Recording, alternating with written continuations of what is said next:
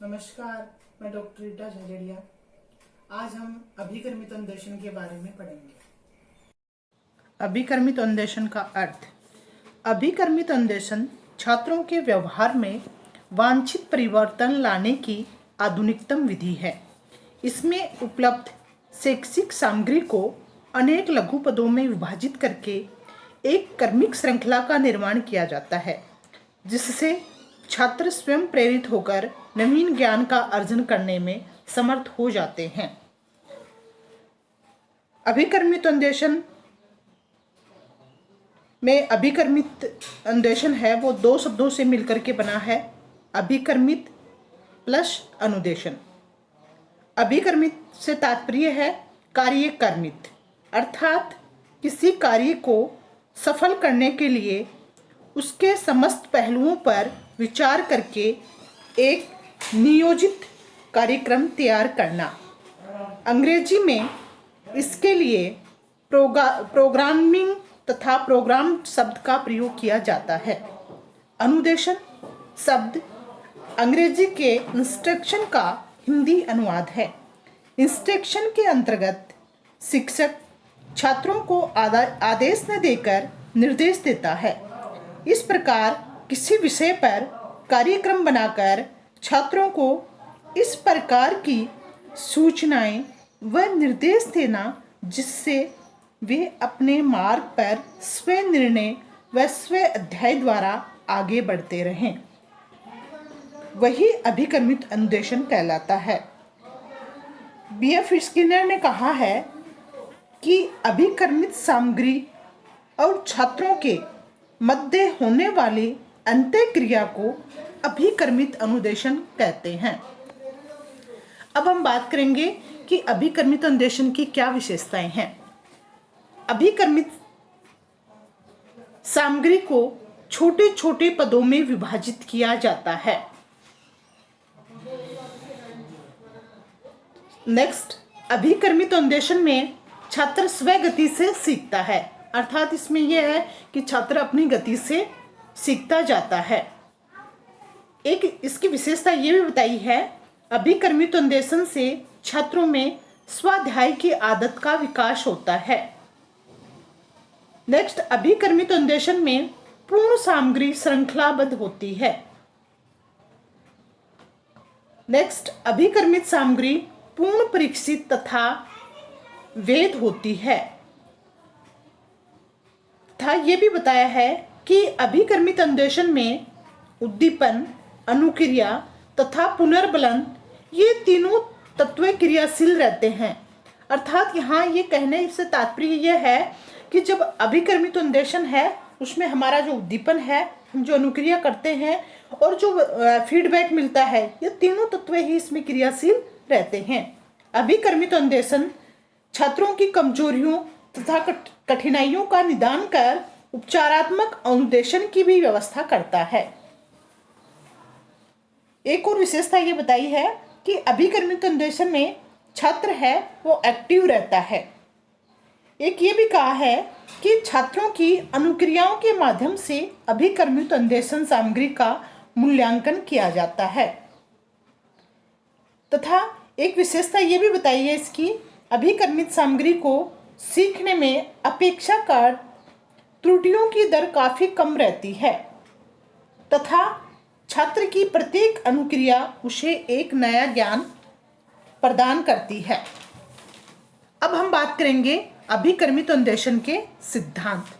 अभिकर्मित अन्वेषण के जो सिद्धांत बताए गए हैं उसमें सबसे पहला जो सिद्धांत बताया गया है वो बताया है लघु पदों का सिद्धांत। लघु पदों का सिद्धांत से तात्पर्य है कि इस सिद्धांत के अनुसार इसमें सिखाई जाने वाली सामग्री को छोटे छोटे पदों में इस प्रकार क्रमिक रूप से विभाजित किया जाता है कि आगे आने वाला पद पिछले पद से संबंध रखता है। दूसरा सिद्धांत है पृष्ठपोषण का सिद्धांत। पृष्ठपोषण के सिद्धांत से तात्पर्य है कि इस सिद्धांत के अनुसार जब छात्र द्वारा किसी अभिकर्मित अध्ययन सामग्री में दिए गए किसी प्रश्न का उत्तर सही या गलत है, इसकी जानकारी उत्तर लिखने के तुरंत पश्चात उसे दे दी जाती है। उत्तर सही होने की स्थिति में वह अगले पद की ओर अग्रसित हो जाता है। यदि उसके द्वारा दिया गया उत्तर गलत है तो उसे सही उत्तर कह देने के लिए मार्गदर्शन प्रदान किया जाता है। नेक्स्ट जो सिद्धांत है वो है सक्रिय अनुक्रिया का सिद्धांत। इस सिद्धांत में अधिगम प्रक्रिया के दौरान छात्र की सक्रिय सहभागिता बराबर बनी रहती है। छात्र पहले अधिगम प्राप्त करता है और फिर उसका मूल्यांकन करता है। उत्तर सही होने पर आगे बढ़ता है और गलत होने पर सही करने के लिए उसे निर्देश दिया जाता है। नेक्स्ट सिद्धांत है स्वगति से का सिद्धांत। इस सिद्धांत के अनुसार छात्र को सीखने और प्रश्नों के उत्तर देने में किसी प्रकार के बाहरी दबाव का सामना न करके केवल अपनी गति का सहारा लेना पड़ता है, जिससे स्वतः आगे बढ़ते जाते हैं। नेक्स्ट सिद्धांत बताया गया है स्वपरीक्षण का सिद्धांत। इस सिद्धांत के अनुसार छात्र अपने अधिगम का मूल्यांकन स्वयं करता है। इस मूल्यांकन में छात्र की अशुद्धियों को दूर करने का प्रयत्न किया जाता है। यदि गलतियां आसानी से दूर नहीं हो पाती हैं तो मशीन छात्र के सम्मुख दूसरा सरल अभिक्रम प्रस्तुत करती है, अर्थात उससे जो इजी क्वेश्चन है उसको छात्र के सम्मुख प्रस्तुत किया जाता है। इस प्रकार छात्र अधिगम के दौरान ही अपनी क्षमताओं का परीक्षण भी करता रहता है। तथा एक सिद्धांत ये भी बताया है पुनर्बलन का सिद्धांत। इस सिद्धांत में छात्रों को पुनर्बलन मशीन द्वारा किए गए मूल्यांकन के उत्तरों के सही होने पर प्राप्त होता है। इस विधि में प्राय सकारात्मक व धनात्मक पुनर्बलन प्राप्त होता है, अर्थात पॉजिटिव और नेगेटिव। इस प्रकार पुनर्बलन से प्रेरित होकर छात्र अधिगम की दिशा में स्वाभाविक गति से बढ़ता है। अब हम बात करेंगे अभिकर्मित अन्वेषण सामग्री विकास हेतु तैयारी, यानी कि अभिकर्मित जो सामग्री है या अभिकर्मित जो अनुदेशन है वो किस प्रकार से प्रिपेयर किया जाता है, उस सामग्री को किस प्रकार से प्रिपेयर किया जाता है। किसी भी कार्य को उचित रूप में संपन्न करने के लिए उसके वास्तविक कार्य से पूर्व तैयारी करना आवश्यक है। उचित रूप से तैयारी करके प्रारंभ किया गया कार्य सफलता की दिशा में एक अत्यंत आवश्यक कदम है। तो सबसे पहले हम बात करते हैं कि जो अभिकर्मित अन्वेषण सामग्री है उसके विकास के लिए सबसे पहले शीर्षक का चयन करना पड़ता है, अर्थात अभिकर्मित कार्यक्रम को बनाने के लिए सर्वप्रथम प्रकरण या शीर्षक का चयन किया जाता है। इसके लिए अभिक्रम बनाने वाले को अपनी रुचि विषय पर स्वामित्व सामग्री की व्यवस्था का पूरा ध्यान रखना चाहिए। नेक्स्ट, जब शीर्षक का चयन हो जाता है या हम कह सकते हैं सिलेक्शन ऑफ द टॉपिक, इसके बाद छात्रों के पूर्व ज्ञान की सूचना, अर्थात जो कार्यक्रम बनाया जा रहा है वह किस आयु वर्ग के छात्रों के लिए है, उनका सामाजिक, शैक्षिक, आर्थिक और मानसिक स्तर कैसा है, उनकी रुचि किसमें है, उनकी योग्यता क्या है, उनके पूर्व के अनुभव के संबंध में पूरी तरह सूचनाएं उपलब्ध होनी चाहिए। जब छात्र के पूर्व ज्ञान की सूचना हो जाती है उसके बाद जो उद्देश्य हैं उनको व्यवहारिक रूप में लिखना, अर्थात इस पद के अंतर्गत उद्देश्यों का प्रतिपादन किया जाता है और उन्हें व्यवहारिक भाषा में लिखा जाता है। इसके लिए आवश्यक हो तो जो हम ब्लूम द्वारा वर्गीकृत जो उद्देश्य हैं या टैक्सोनॉमी है उसका भी हम आश्रय ले सकते हैं। नेक्स्ट, जब उद्देश्यों को व्यवहारिक रूप में लिखा जाता है उसके बाद जो विषय वस्तु है उस विषय वस्तु की रूपरेखा का निर्माण किया जाता है तो उस विषय वस्तु की रूपरेखा का निर्माण करते समय यह अत्यंत आवश्यक है कि उसके अंतर्गत वह समस्त सामग्री सम्मिलित हो जाए जो कि आप कार्यक्रम के माध्यम से पढ़ाने जा रहे हैं। इसके अंतर्गत छात्रों की पूर्व योग्यता, पूर्व अनुभव, पूर्व ज्ञान के उद्देश्यों को ध्यान में रखा जाता है। इसके लिए मनोवैज्ञानिक आधार एवं तार्किकता का आश्रय लिया जाता है। जब विषय वस्तु की रूपरेखा का निर्माण हो जाता है, उसके बाद कंस्ट्रक्शन ऑफ क्राइटेरिया टेस्ट अर्थात मानदंड परीक्षा का निर्माण। मानदंड जो परीक्षा का निर्माण है, इसमें उद्देश्य में वर्णित कार्य वर्णन के आधार पर छात्रों के अंतिम व्यवहार को जांचने के लिए मानदंड परीक्षा का निर्माण किया जाता है। इस परीक्षण में विशिष्ट उद्देश्यों के अनुरूप वस्तुनिष्ठ प्रश्नों को पूछा जाता है। इस परीक्षा के द्वारा यह पता चलता है कि छात्र अधिगम उद्देश्यों या मानदंडों की प्राप्ति कर पाए या नहीं। तो हम देखते हैं कि तैयारी के लिए सबसे पहले वो अपने टॉपिक को चुनेगा। टॉपिक को जब चुन लेगा, उसके बाद छात्र के जो पूर्व ज्ञान की सूचना है वो ली जाती है। फिर उद्देश्यों को व्यवहारिक रूप में लिखा जाता है। उसके बाद जो भी विषय वस्तु है, उस विषय वस्तु की रूपरेखा का निर्माण किया जाता है। और ये सब कार्यक्रम होने के बाद लास्ट में बच्चे की जो एग्जाम है, उस एग्जाम का लास्ट में जो बच्चे ने क्या सीखा उसका हम कह सकते हैं क्राइटेरिया टेस्ट, जो क्राइटेरियन टेस्ट, तो लास्ट में उसका क्राइटेरियन टेस्ट है वो लिया जाता है। फिर अब हम बात करेंगे अभिकर्मित अन्वेषण के प्रकार।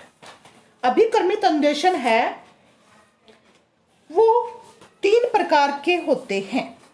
नंबर 1 रेखीय अभिकर्मित अन्वेषण, दूसरा साखी अभिकर्मित अन्वेषण और तीसरा मैथमेटिक्स अभिकर्मित अन्वेषण। सबसे पहले हम बात करते हैं रेखीय अभिकर्मित अन्वेषण की, कि रेखीय अभिकर्मित अन्वेषण क्या है। इसका प्रतिपादन बीएफ स्किनर ने किया है। यह इनके क्रिया प्रसूत अनुबंधन सिद्धांत पर आधारित है। यह एक ऐसा अभिकर्मित सामग्री क्रम है जिसमें कि छात्र एक रेखीय क्रम में एक निश्चित पदों को पार करता हुआ आगे बढ़ता है। इसमें विषय वस्तु को छोटे छोटे पदों में तार्किक क्रम में छात्रों के सम्मुख प्रस्तुत किया जाता है और छात्रों से यह अपेक्षा की जाती है कि वह सक्रिय रूप से इन पदों की प्रति अनुक्रिया करें और अनुक्रिया सही होने की उन्हें सूचना मिल जाती है तो उन्हें मोटिवेट किया जाता है। तो मोटिवेशन से वो प्रभावित होकर दूसरे पद की विषय वस्तु को सीखने का प्रयत्न करता है। इस प्रकार वह विषय वस्तु के सभी पद संबंधी अनुभवों को ग्रहण करने में समर्थ हो जाता है। सभी पदों में परस्पर चढ़ाव के क्रम में संबंध होता है। प्रत्येक पद के 3 भाग बताए गए हैं। 3 भाग कौन कौन से बताए गए हैं? एक बताया गया है उद्दीपन, एक बताया गया है अनुक्रिया और एक इसमें बताया है पुनर्बलन। यानी कि सबसे पहले हम बात करते हैं उद्दीपन। इसकी व्याख्या उद्दीपन अनुक्रिया के रूप में की जाती है। उद्दीपन पाठ्य वस्तु के रूप में छात्रों को अपेक्षित अनुक्रिया करनी होती है। दूसरा हमने कहा अनुक्रिया, छात्रों को उद्दीपन के प्रति अनुक्रिया करनी होती है। सही अनुक्रिया करने से छात्रों को नया ज्ञान प्राप्त होता है। तो जो हम अनुक्रिया की बात कर रहे हैं, तो अनुक्रिया है वो भी 2 प्रकार की होती है। एक रचनात्मक अनुक्रिया होती है और एक विभेदीकृत अनुक्रिया होती है। रचनात्मक अनुक्रिया का मतलब है कि इसमें प्रत्येक पद में रिक्त स्थान होते हैं, छात्रों को उसमें अनुक्रिया लिखनी होती है और यह छात्र के लिए नया व्यवहार होता है। इसे रचनात्मक अनुक्रिया कहते हैं। दूसरी हमने बताई विभेदीकृत अनुक्रिया। इसमें इस अनुक्रिया के लिए 2 विकल्प दिए जाते हैं, उनमें से एक सही होता है। पद को पढ़ते समय छात्र को सही अनुक्रिया का चयन करना होता है, इसे विभेदीकृत अनुक्रिया कहते हैं। जो बात हम कर रहे हैं विभेदीकृत अनुक्रिया, ये भी 2 प्रकार की होती है, एक बाह्य अनुक्रिया होती है और एक आंतरिक अनुक्रिया। तो बाह्य अनुक्रिया छात्र पदों को अध्ययन करते समय अपनी अनुक्रिया के उत्तर फलक पर अंकित करता है, इसे बाह्य अनुक्रिया कहते हैं। आंतरिक अनुक्रिया छात्र अनुक्रिया को लिखे बिना भी पढ़ सकता है, परंतु रिक्त स्थान के लिए सोचना होगा और उसकी पुष्टि करनी होगी, इसे आंतरिक अनुक्रिया कहते हैं। तीसरी बात हमने कहा कि पुनर्बलन। पुनर्बलन से तात्पर्य यहाँ पे यह है कि छात्रों को अपनी अनुक्रियाओं की जांच करनी होती है और सही अनुक्रिया करने पर छात्रों को खुशी होती है और उन्हें फीडबैक मिलता है और साथ ही साथ वो नई अनुक्रिया के लिए तैयार हो जाते हैं। जो हम रेखीय की बात कर रहे हैं तो रेखीय के 4 पद होते हैं, या जो रेखीय के पद हैं वो 4 प्रकार के होते हैं। इसमें जो फ्रेम्स बनाई जाती हैं वो उन 4 पदों को ध्यान में रख के बनाई जाती हैं। एक होता है प्रस्तावना पद, एक होता है शिक्षण पद, अभ्यास पद और परीक्षण पद। तो जो प्रस्तावना पद की हम बात कर रहे हैं, इस पद का कार्य पूर्व व्यवहार को नए व्यवहारों से संबंधित करना होता है। शिक्षण पद में इसका मुख्य लक्ष्य शिक्षण करना होता है। प्रत्येक पद एक नया ज्ञान प्रदान करता है। इन पदों की अनुक्रियाओं का संबंध अंतिम व्यवहारों से होता है। अभ्यास पद शिक्षण पदों में जो नया ज्ञान अथवा नवीन व्यवहार सीखा जाता है उनका अभ्यास करना होता है। लास्ट में हम कह रहे हैं परीक्षण पद, इसको हम मूल्यांकन पद के नाम से भी जानते हैं। इस पद का उद्देश्य परीक्षण करना है कि छात्रों ने अब तक कितना सीखा है। छात्र अपने प्रत्यास्मरण तथा अभिज्ञान से अर्जित क्षमताओं से सही अनुक्रिया करते हैं। दूसरी बात हम करेंगे यहाँ पे साखी। साखी क्या है? साखी जो अभिक्रमित अन्वेषण है, ये साखी अभिक्रम के प्रतिपादक है श्री नॉर्मन ए क्राउडर थे। इसमें प्रभावशाली शिक्षण के विभिन्न सिद्धांतों का प्रयोग करके शिक्षण को प्रभावशाली बनाया जाता है। इसमें छात्रों के सामने पद का अध्ययन करने के बाद नीचे दिए गए बहुविकल्पीय प्रश्नों का उत्तर देता है। यदि गलत उत्तर का चयन किया तो उसे पुनः सही उत्तर का चयन खोजने के लिए कहा जाता है। जो साखी अभिक्रमित अनुदेशन की हम बात कर रहे हैं, तो इस अनुदेशन में 2 प्रकार के फ्रेम बनते हैं। एक होता है रोंग पेज और एक होता है होम पेज। जो हम होम पेज की बात कर रहे हैं तो होम पेज को कहते हैं गृह पृष्ठ। गृह पृष्ठ है वो हमें अतिरिक्त जानकारी की ओर अग्रसर करता है। जो रोंग पेज होता है, त्रुटि पृष्ठ होता है, इसमें छात्र को उसकी गलती को स्पष्ट किया जाता है। यानी कि अगर छात्र है वो गलत है तो ये स्पष्ट किया जाता है कि आप गलत हैं और आप पेज नंबर इतने को देखें। जहाँ भी उसके बारे में बताया गया है उस पेज नंबर का ब्यौरा वहाँ पे दिया होता है कि इस पेज नंबर पे आप जाएं। अगर सही है तो ये कहा जाता है कि आपका उत्तर सही है और आप आगे बढ़ें। तीसरा जो हमने प्रकार बताया था वो बताया था मैथेटिक्स। इसका प्रतिपादन थॉमस एफ गिलबर्ट ने किया है। मैथेटिक्स शब्द ग्रीक भाषा के मैथेन से लिया गया है, जिसका अर्थ सीखना होता है। इस अनुदेशन का मुख्य लक्ष्य स्वामित्व प्रदान करना है। जो मैथेटिक्स की बात कर रहे हैं, इसमें 3 नियमों पर बल दिया जाता है। इसके जो प्रिंसिपल्स हैं उसमें 3 नियमों पर बल दिया जाता है। नंबर 1, क्रम का नियम, अर्थात पाठ्य वस्तु को एक क्रम में प्रस्तुत किया जाता है। इसमें उद्दीपनों और अनुक्रियाओं की श्रृंखला का निर्माण किया जाता है और प्रत्येक अनुक्रिया अगले चरण के लिए उद्दीपन का काम करती है। अर्थात जब उद्दीपन किया जाता है तो अनुक्रिया फर्स्ट होती है, फिर अनुक्रिया सेकंड है, वो थर्ड को मोटिवेट करती है। तो इस तरह से कार्यक्रम आगे चलता रहता है। दूसरा जो सिद्धांत बताया गया है वो बताया गया है विभेदीकरण का सिद्धांत। विभेदीकरण का प्रयोग उन परिस्थितियों में किया जाता है जहां उद्दीपन और अनुक्रियाएं विभिन्न प्रकार की होती हैं। तीसरा सिद्धांत हमने कहा सामान्यीकरण का नियम। इस सिद्धांत का प्रयोग उन परिस्थितियों में किया जाता है जहां उद्दीपनों के लिए एक ही अनुक्रिया की जा सके। यह विभेदीकरण के सिद्धांत के विपरीत सिद्धांत है, यानी कि उद्दीपन फर्स्ट किया जाएगा, उद्दीपन सेकंड किया जाएगा, उद्दीपन थर्ड किया जाएगा, लेकिन 3 अनुक्रिया एक ही रहेगी। हमारा प्रकरण है वो यहीं समाप्त होता है। जय हिंद, जय भारत।